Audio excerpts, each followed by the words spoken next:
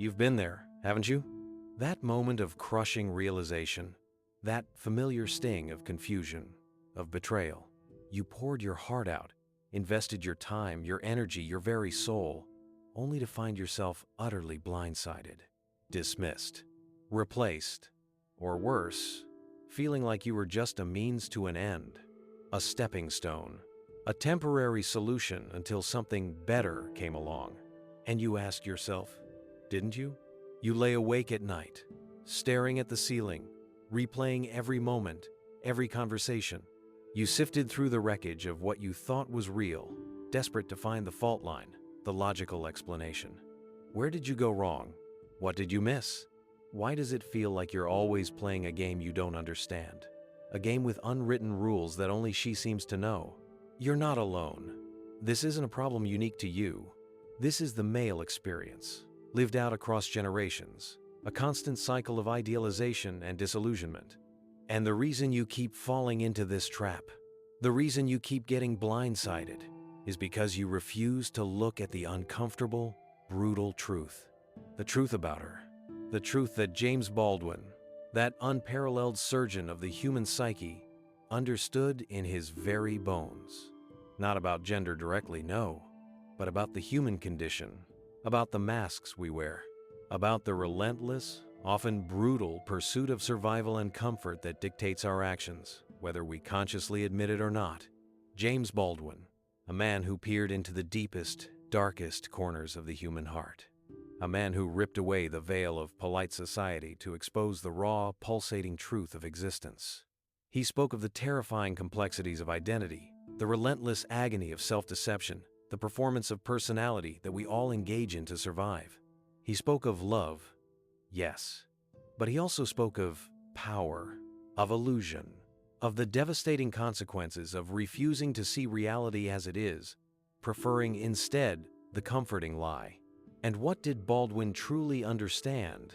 Though he articulated it through the lens of racial identity and societal oppression, he understood that life is not a sentimental poem.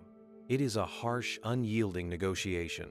He understood that people, all people, are driven by a fundamental impulse toward security, toward self-preservation, and he understood that this impulse often manifests in ways that are cold, pragmatic, and yes, deeply calculated, even if the person themselves is unaware of the depth of their own strategy.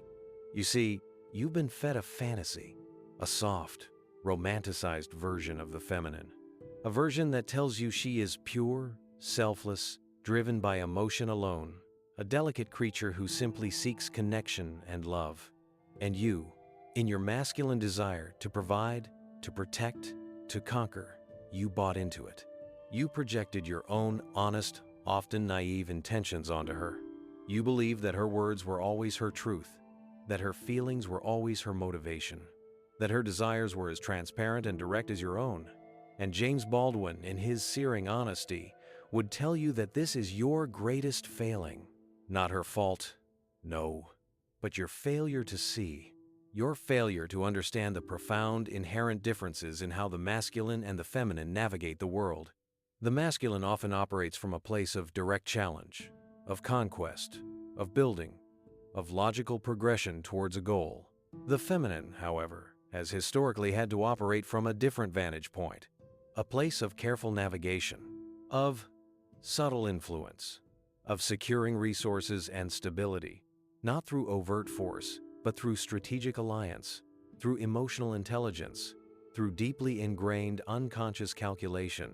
What nobody wants to say out loud, what most men will never understand, is this: she is more calculated than you think. And this isn't necessarily a moral judgment. It is a brutal, biological, and societal truth. It's a mechanism for survival that has been honed over millennia. While you are busy chasing ideals, pursuing a grand vision, or trying to logically solve a problem, she is often, sometimes unconsciously, running a different algorithm, an algorithm of securing her position, of evaluating her options, of ensuring her future comfort and safety. And in this algorithm, you are often, to her, a variable, a means, a potential resource, not the end itself. Think about it. James Baldwin wrote extensively about the masks people wear, the facades they present to the world to achieve what they need, to survive in systems that are often hostile. And isn't being calculated simply a sophisticated mask? A performance designed to achieve a desired outcome? You, as a man, are often expected to be the aggressor, the provider, the direct force. She, by contrast, has often learned that direct confrontation is not her optimal strategy. Her strength lies in influence, in weaving webs of connection, in subtly shaping outcomes. And this requires a level of calculation that you, in your straightforward masculine honesty, often cannot even perceive. Baldwin understood the desperate human need for security.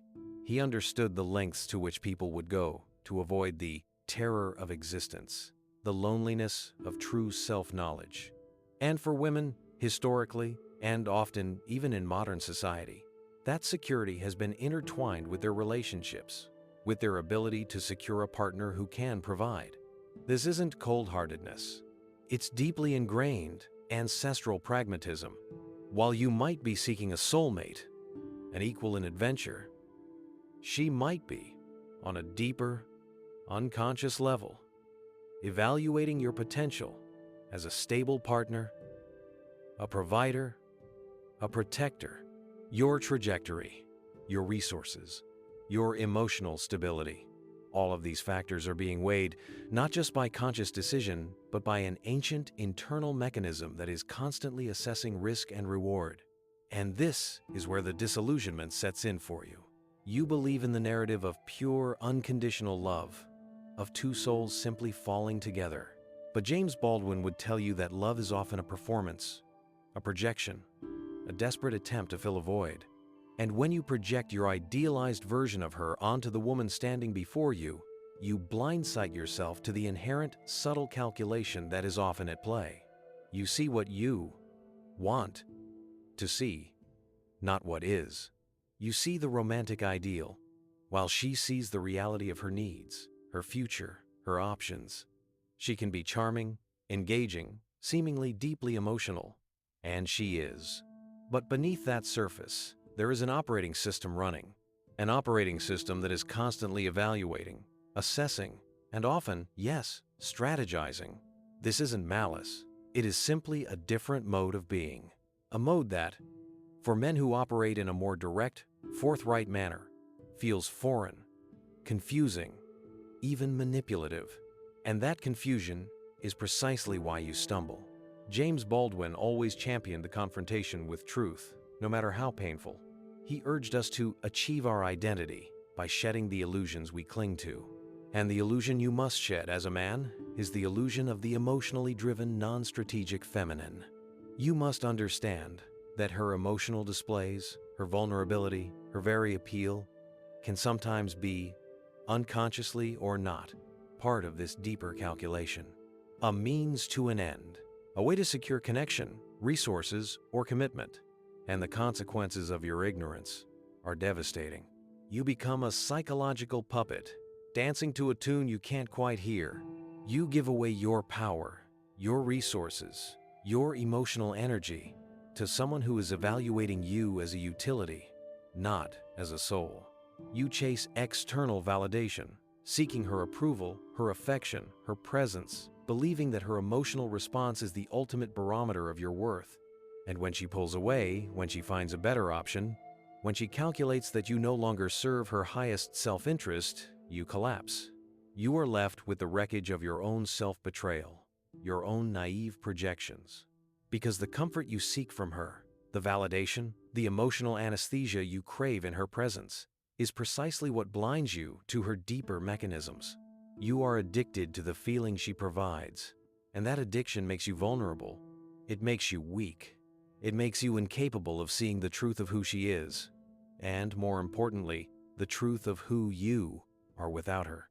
James Baldwin knew that freedom came from confrontation, from looking the monster in the eye, and realizing it was often a reflection of your own fear, your own denial.